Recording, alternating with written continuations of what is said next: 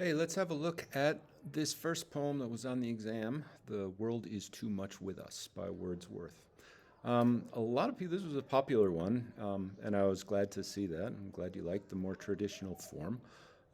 So let's just have a look at it. We've got a title here, The World is Too Much With Us, and then, of course, the very first line here, The World is Too Much With Us, is repeated. So, well, one of the questions we might ask as we interpret this poem is, what does this speaker mean by the world? Now, we know that the speaker, saying too much with us or too much already gives a sense of maybe, I don't know, frustration.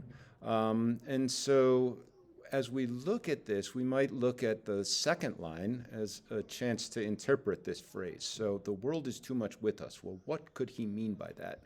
Well, the first, and I just assume that this is a he, but I probably shouldn't. Anyway, the speaker says, getting and spending, we lay waste our powers. Okay, so what is getting and spending all about? Well, I see spending as like consumerism. I see getting as this need to acquire things. And then the next line down, there's this comment, little we see in nature that is ours.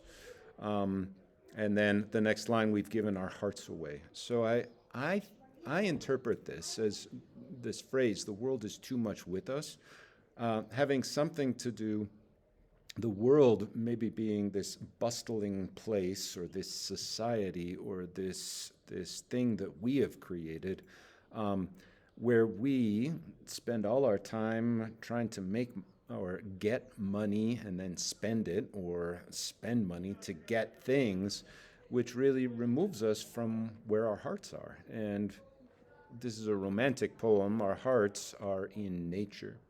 And that, to me, that sort of makes sense. So this first four lines seems to be an introduction saying we are wasting all of our time on things other than what we need, our hearts and nature. You'll notice that the rhyme scheme of this divides the poem into two sections. So we've got our A rhyme,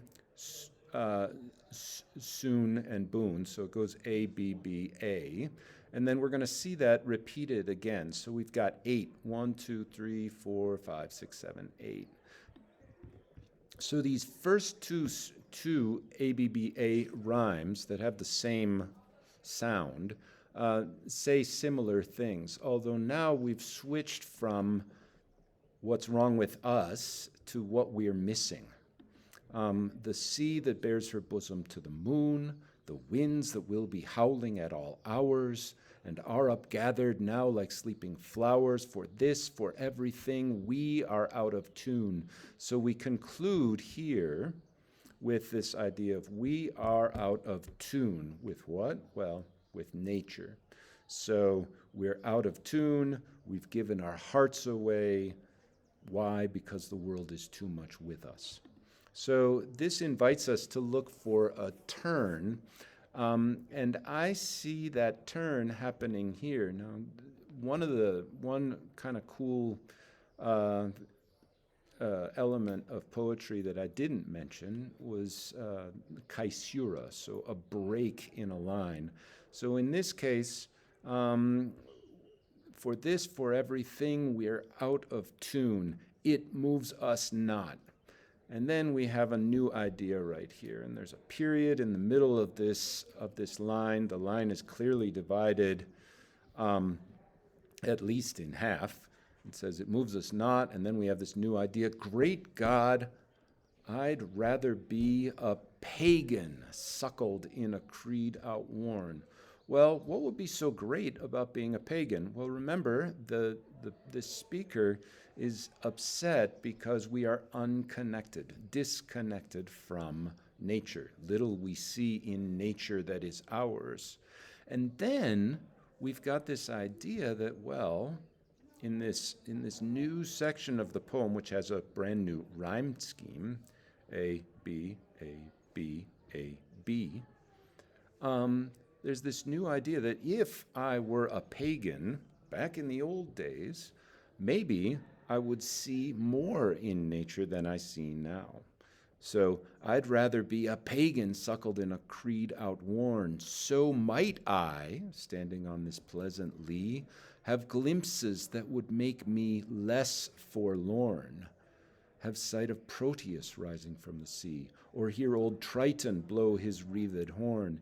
If I believed in Proteus and Triton, then looking out at this sea, I would see gods instead of just seeing the water. And so this idea that we feel forlorn now because we are disconnected from the things that used to connect us to the world, I believe is central to this poem.